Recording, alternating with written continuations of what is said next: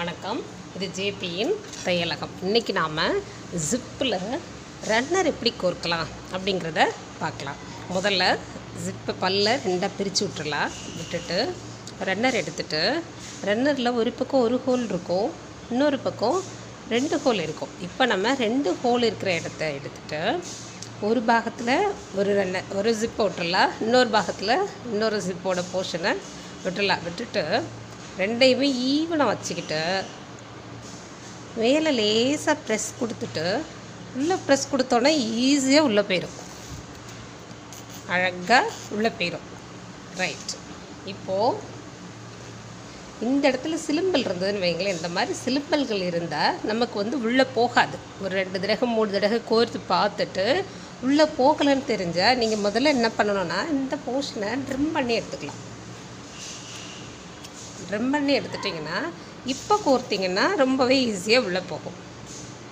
இது கொஞ்சம் சிரமமாக இருக்கும்போது முதல்ல கற்றுக்கிறதுக்கு அப்படின்னா முதல்ல என்ன பண்ணலான்னா ஒரு பாகத்தை குட்டையாக எடுத்துக்கலாம். ஒரு பாகத்தை குட்டையாகவும் இன்னொரு பாகத்தை கரெக்ட் அளவுலேயே வச்சுட்டு அதே மாதிரி தான் ஒரு பாகத்தில் விட்டுருக்கலாம். இன்னொரு பாகத்தை வரும்போது கொஞ்சம் உள்ளே தள்ளி வந்துட்டு இந்த பாகம் வர்றப்போ அட்ஜஸ்ட் பண்ணிக்கலாம்.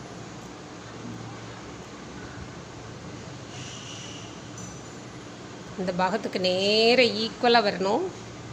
வர்றப்போ உள்ளே நுழைச்சிட்டு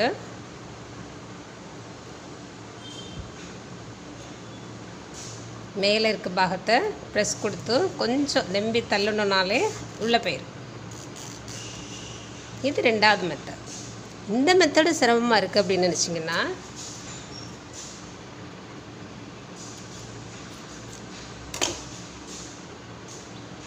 இப்போது 3வது மெத்தடில் எப்படி கோர்க்கலான்னு பார்க்கலாம். 2 பாகமாக ஜிப்பு பிரித்து வச்சுட்டு இந்த ஒரு போர்ஷனை இந்த சைடில் இருக்கிற கிளாத்தை கொஞ்சம் கட் பண்ணி விட்டுட்டு இந்த பல் இருக்கு இல்லையா, பல்லை எடுத்து விட்டிங்கனாக்கா ஒரு வயர் மாதிரி வரும். ஸோ முதல்ல ஒரு பாகத்தில் இதை வச்சுட்டு 2வது சைடில் இந்த பார்த்திங்கனாக்கா சைடில் ரன்னரில் கொஞ்சம் சின்ன கேப் இருக்கும், அந்த கேப் வழியை இந்த பல்லை விட்டுட்டு அதுக்கப்புறமா நீங்கள் இங்கே கோர்க்கலாம். பல்லு மேலே இருக்குது, நீங்கள் இது வழியே கோர்க்கலாம். கோர்த்துட்டு இப்போ இந்த பல்லை பிடிச்சி இழுத்திங்கனாலே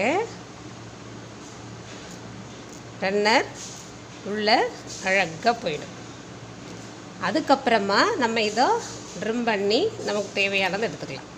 ஸோ இந்த 3 மெத்தடில் உங்களுக்கு எந்த மெத்தட் ஈஸியாக இருக்கோ அந்த மெத்தடில் ஜிப்பை கோர்த்து நீங்கள் யூஸ் பண்ணிக்கலாம்.